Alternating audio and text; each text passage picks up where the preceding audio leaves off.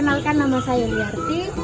Saya dari Fakultas Keguruan dan Ilmu Pendidikan Bahasa dan Sastra Indonesia, Institut Turatia Indonesia.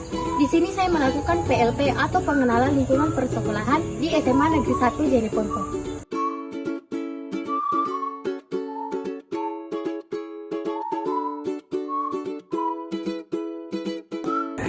Hari ini saya akan mengajar di kelas 10-6.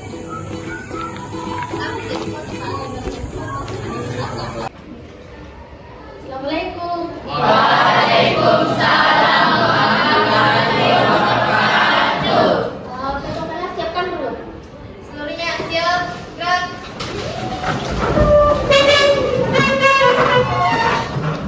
Salam kepada Ibu Guru.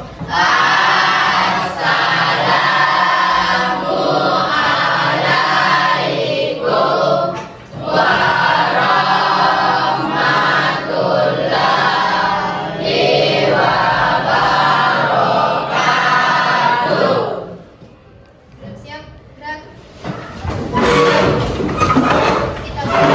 Kita berdoa dimulai.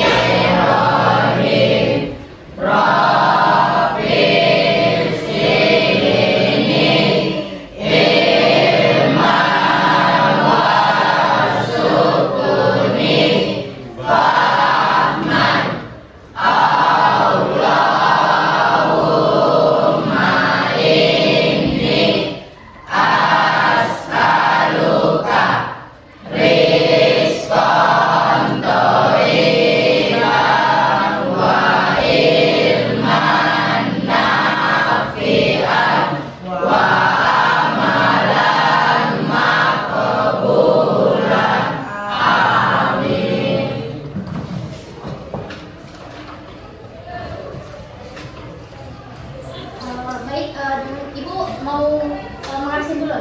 Dengarkan namanya baik.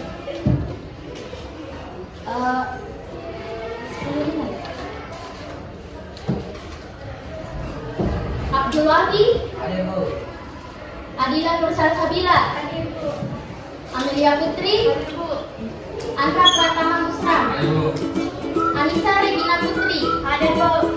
Citra Kirana, hadir Bu. Egi Amiresta, hadir Bu. Vika Destrianti, hadir Bu. Ibnu Sultan Khairul, izin Bu. Ita Faisal, hadir Bu. Nulis Dini Argita, Lutfi, Madina, hadir Bu. Mira Aprilia, hadir Bu. Nuh Adam Kasianti, Hadir Bu. Muhammad Asri, Muhammad Denny, Muhammad Ferry, Muhammad Rifki Aditya Ilmar, Hadir Bu. Muhammad Fadil Saputra, Hadir Bu. Natasha, Hadir Bu. Nur Afni Sri Maksa, hadir Pak. Nur Irfan Saputra. Baik, assalamualaikum warahmatullahi wabarakatuh. Waalaikumsalam warahmatullahi wabarakatuh. Bagaimana keadaannya hari ini? Baik, Bu. Oke, kita bersyukur masih disempatkan untuk hadir di kelas ini dengan keadaan sehat walafiat. Sebelum Ibu masuk di materi yang akan kita bahas hari ini, Ibu akan Ibu akan menguji pemahaman kalian atau ingatan kalian tentang materi yang kita pelajari di pertemuan sebelumnya. Ada yang masih ingat materi yang kita bahas di minggu kemarin? Ada yang masih ingat? Yang masih ingat angkat tangan. Oke, materi yang kita bahas minggu kemarin itu tentang pengertian teks anekdot dan pengertian humor. Ada yang tahu pengertian dari teks anekdot? Ada? Jadi, teks anekdot itu adalah bisa dicatat, bisa juga tidak.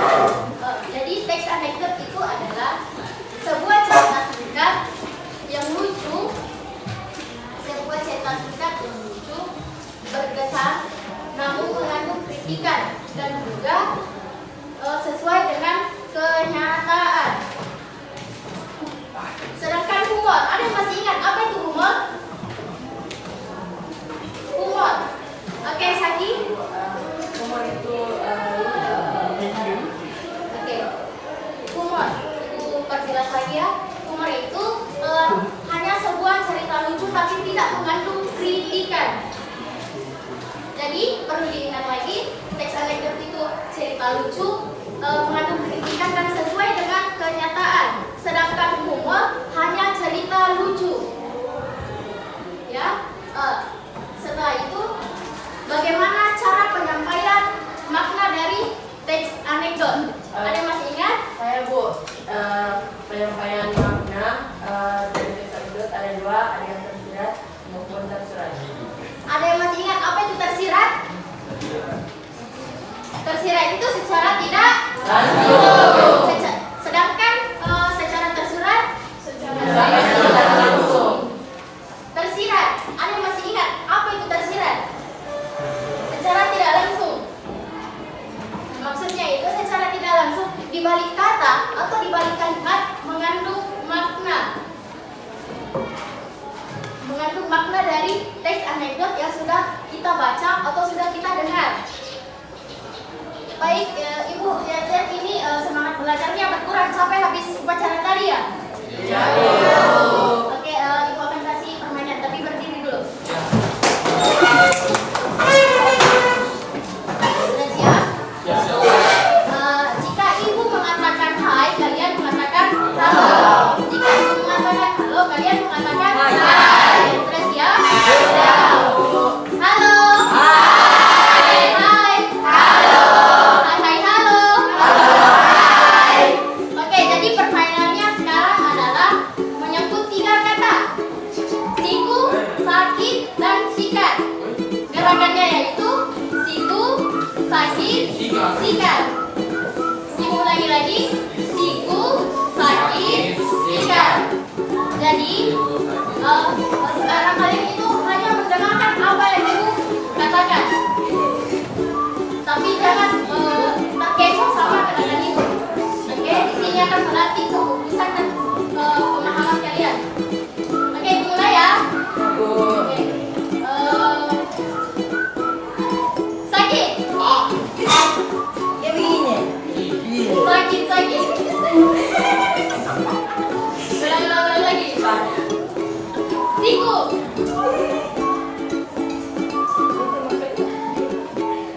Sikat. Sikat. 2 kata lagi lah, 2 kata.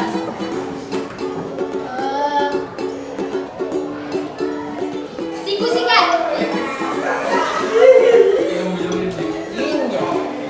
Satu kali lagi.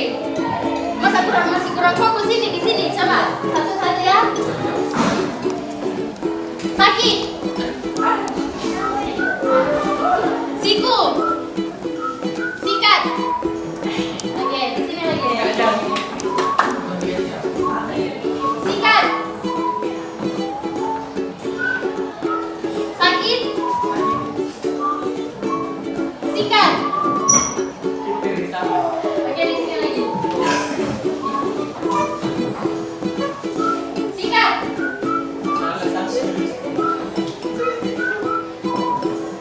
Siku.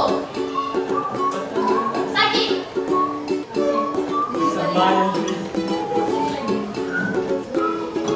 Siku. Sikat. Sakit. Oke, bersamaan ya, bersamaan.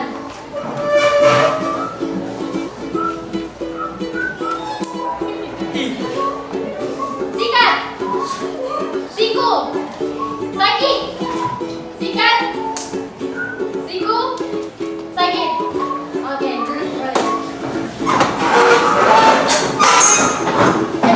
jadi bagaimana? Ngantuknya sudah hilang? Sudah. Semangat belajarnya sudah kembali lagi? Iya. Oke, kita kembali ke materi. Baik, sekarang kita masuk di materi.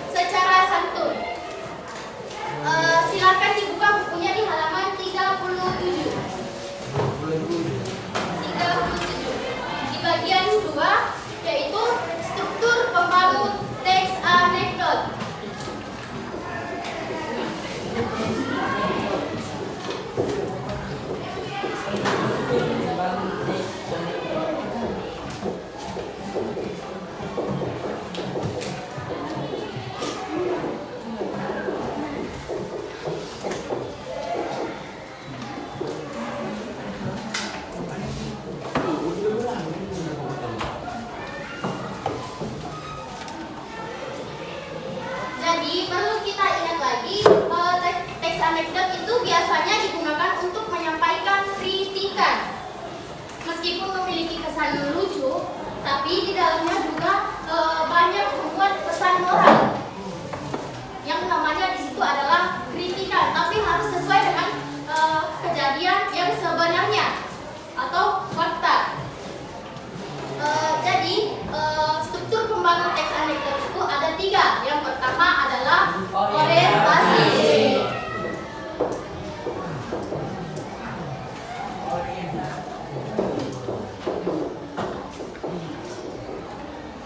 Untuk sakit bisa dibacakan di bagian A, orientasi. Suaranya dipertegas agar teman-temannya bisa mendengarkan dengan jelas.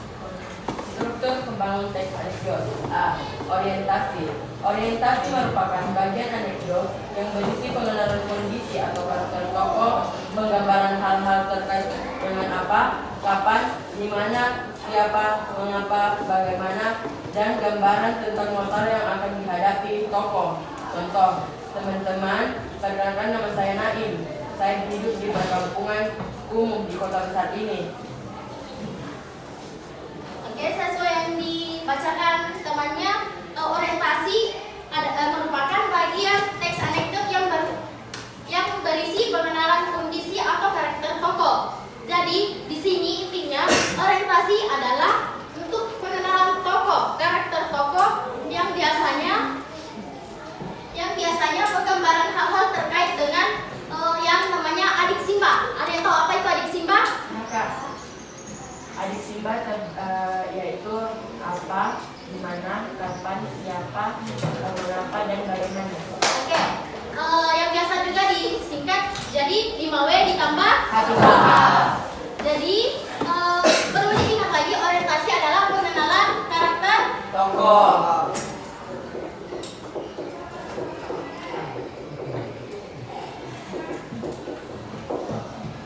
pengenalan karakter tokoh. Yang kedua, komplikasi. Ada yang mau membacakan bagian? Oke, Lutfi silahkan. Komplikasi.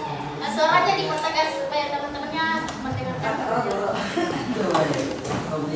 Komplikasi berisi masalah yang dihadapi tokoh. Komika akan menyampaikan punya cerita yang mengundang tawa sekaligus kritikan terhadap topik yang diangkat. Komplikasi disebut juga krisis dan reaksi. Kemunculan masalah setelah tokoh dan suasana. Perkenalkan masalah ini kemudian menjadi kian genting dan mencapai krisis yang menimbulkan reaksi. Reaksi merupakan tindakan untuk merespon masalah. Oke, baik, di bagian komplikasi sesuai yang dibacakan oleh Lutfi, komplikasi adalah masalah yang dihadapi karakternya atau tokoh yang memerankan dalam teks anekdot tersebut. Jadi di bagian B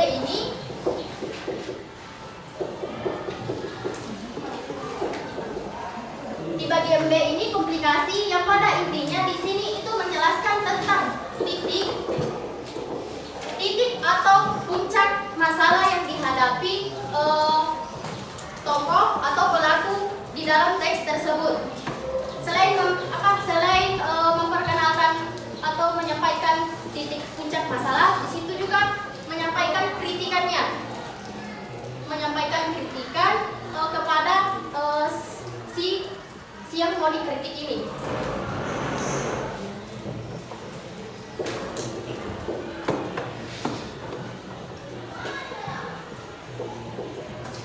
Jadi ibu ulang lagi, komplikasi adalah titik atau puncak masalah yang dihadapi oleh si pelaku. Oke, kita masuk di yang ketiga, evaluasi. Bisa dibacakan? Evaluasi atau pada berisi komentar terhadap fenomena yang telah diceritakan. Pada merupakan bentuk teks yang menyatakan arti dari cerita. Bagian ini bersifat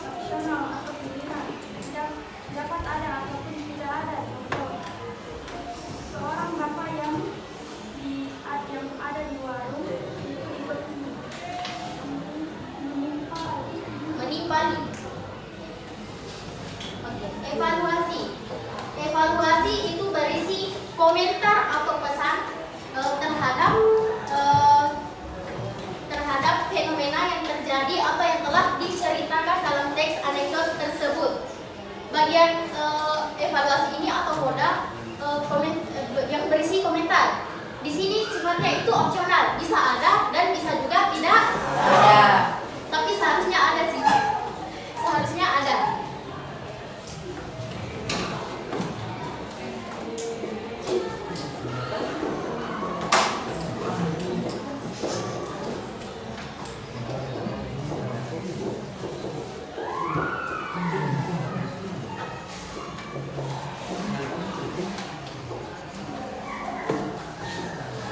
Jadi, Ibu ulang lagi di bagian evaluasi itu menyatakan komentar atau pesan yang telah diceritakan atau telah kita dengarkan dari teks anekdot tersebut.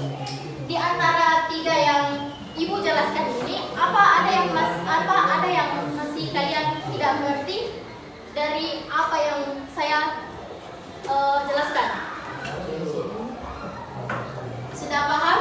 Paham, Bu. Tidak ada yang ingin bertanya? Kalau tidak ada yang ingin bertanya, Ibu yang bertanya. Tutup bukunya.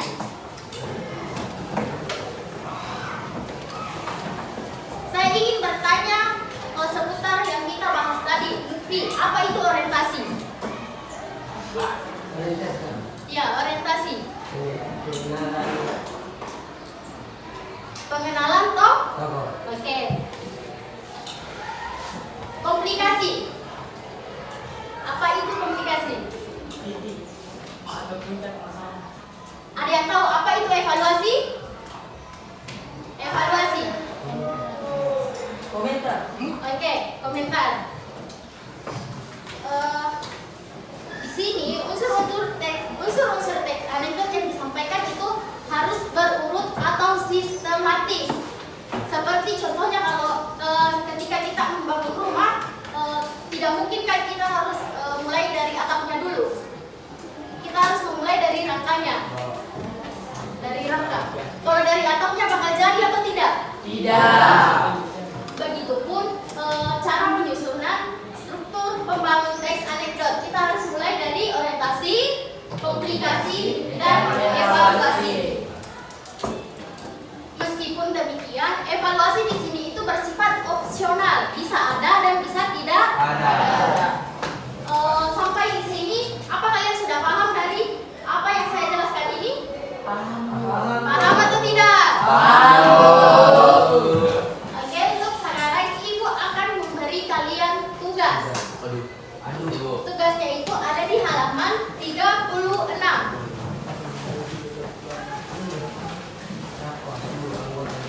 Ibu akan memberi kalian tugas yaitu menentukan struktur dari cerita yang ada di halaman 36 yang berjudul Siapa Suruh Ada Dewan Bekerja.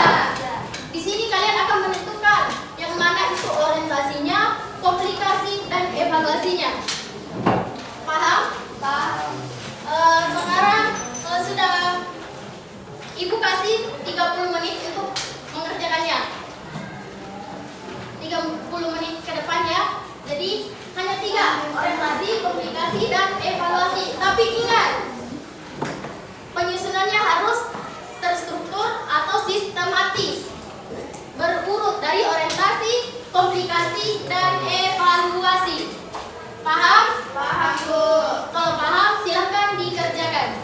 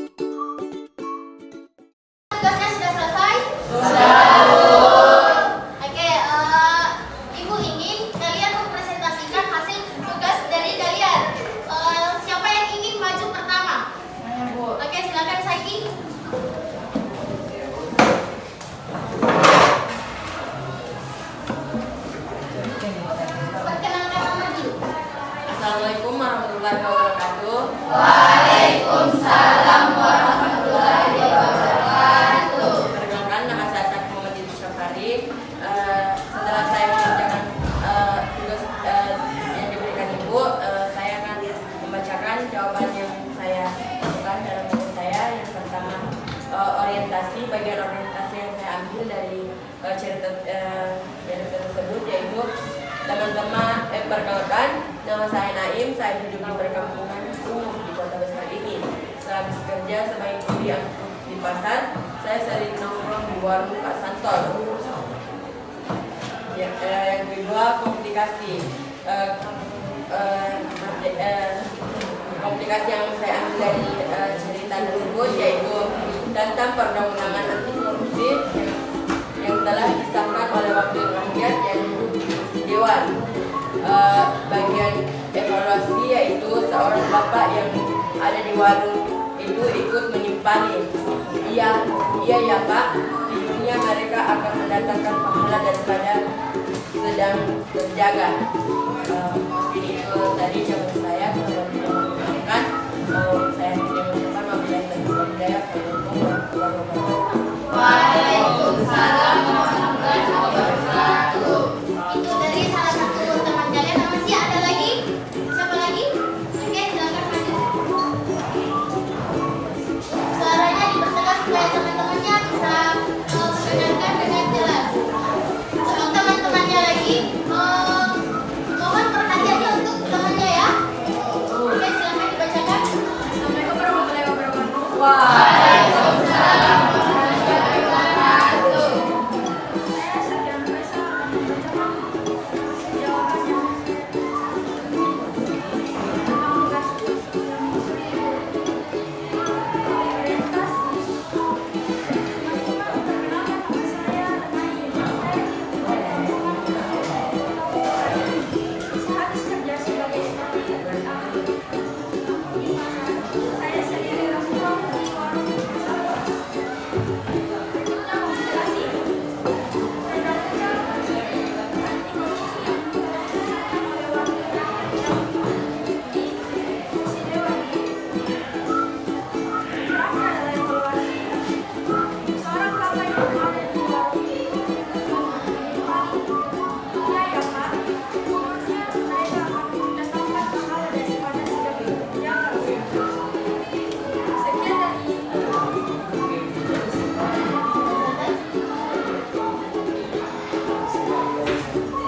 Masih ada lagi yang mau presentasikan tugasnya? Oke, siapa? Oke, silakan deh. Sekali lagi Ibu ingatkan, mohon perhatiannya untuk temannya ya. Silakan Ibu. Assalamualaikum warahmatullahi wabarakatuh. Waalaikumsalam warahmatullahi wabarakatuh. Perkenalkan, nama Masih dibacakan. saya bagian orientasi. Perkenalkan, nama saya Naim. Saya hidup di perkampungan namun sehabis kerja sebagai kuli angkut di pasar, saya sering nongkrong di warung bagian komunikasi tentang perundang-undangan anti korupsi yang telah disahkan oleh Wakil Rakyat yang terakhir evaluasi. Seorang bapak yang ada di warung itu ikut ini ya Pak, di dunia mereka akan mendapatkan pahala daripada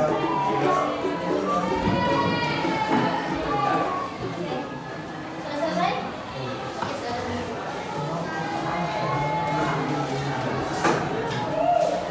Jadi menurut saya kalian sudah paham ya bagaimana cara menentukan dari struktur pembangun teks anekdot. Mungkin pembelajaran kali ini kita sampai di sini saja. Sebelum Ibu akhiri materi kita kali ini, yaitu Ibu akan menyimpulkan materi pembelajaran kita hari ini, yaitu pengertian dari teks anekdot. Teks anekdot adalah cerita singkat lucu yang mengesankan, namun mengandung kritik dan sesuai dengan kenyataan.